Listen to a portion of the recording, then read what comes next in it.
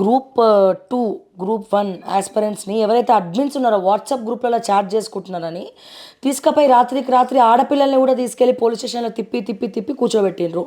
So వాళ్ళు ఇంకా police స్టేషన్‌లోనే ఉన్నారు. ఎందుకు ఇదంతా కూడా? నిన్ననేమో రౌండ్ టేబుల్ కాన్ఫరెన్స్ అని బల్మూరి వెంకట్ మాట్లాడి వెనకపొంటి వీళ్ళందరిని తీసుకుపోవడానికి అరెస్ట్ చేయడానికి కారణమైంది ప్రజాస్వామ్యం అని అన్నారు. కాంగ్రెస్లో ఎవరి స్వేచ్ఛ వాళ్ళకు ఉంటుంది అన్నారు.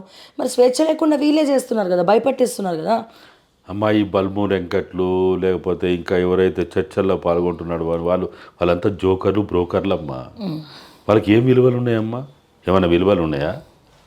నిజంగానే వీళ్ళు ఓ ఉద్యమ నేపథ్యం ఉంది, లేకపోతే ఓ చరిత్ర ఉంది, లేకపోతే చాలా రకాల స్వచ్ఛమైనటువంటి ప్రజల పక్షపాతిగా జీవితాన్ని నడిపిండ్రు అని అంటే మనం ఏమన్నా వాళ్ళ గురించి మాట్లాడుకోవాలా? అరే జోకర్లు బ్రోకర్లు అయిన వాళ్ళ గురించి ఏం మాట్లాడుకుంటాం? వాడు ఎప్పుడు ఏం మాట్లాడతాడో తెలియదు, ఎప్పుడు ఏ పార్టీలో ఉంటాడో తెలియదు, ఎప్పుడు ఎవరిని పొగుడుతాడో తెలియదు, ఎప్పుడు ఎవరిని విమర్శిస్తాడో తెలియదు. అటువంటి స్థితిలో ఉన్నవాని గురించి మనం ఏం మాట్లాడతాం? అయితే మీరు అన్నట్టు మన రాజ్యాంగం ప్రకారం సుప్రీంకోర్టు, హైకోర్టు లేకపోతే జ్యుడిషియరీ నిబంధనల ప్రకారం సాయంత్రము అంటే సూర్యాస్తమయం తర్వాత, సూర్యుడు అస్తమించిన తర్వాత మళ్ళీ సూర్యోదయం వరకు మహిళల్ని ఎవరిని కూడా వాళ్ళు మైనర్లైనా మేజర్లైనా ఎవరిని కూడా పోలీస్ స్టేషన్లలో పెట్టకూడదు.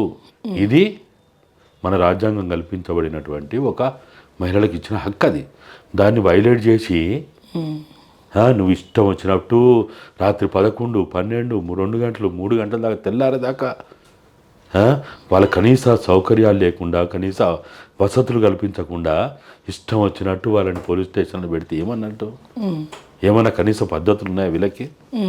ఏమైనా కనీసం మినిమం ప్రజాస్వామ్యబద్ధంగా ఉన్నారా?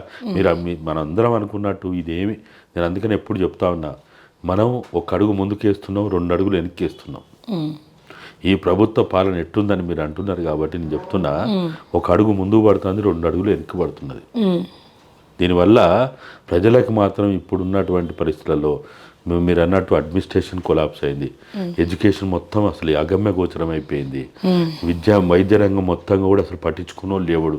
ఎప్పటివరకు ఏ ఎమ్మెల్యే అయినా, ఏ మంత్రి అయినా, ఆరోగ్య శాఖ మంత్రితో సహా, ముఖ్యమంత్రితో సహా ప్రైవేట్ దవాఖానలో పోయి ప్రారంభోత్సవాలు చేయడానికి, ప్రభుత్వ వాహనాల్లో పోవడానికి సిగ్గుచరం లేదు వీళ్ళకి.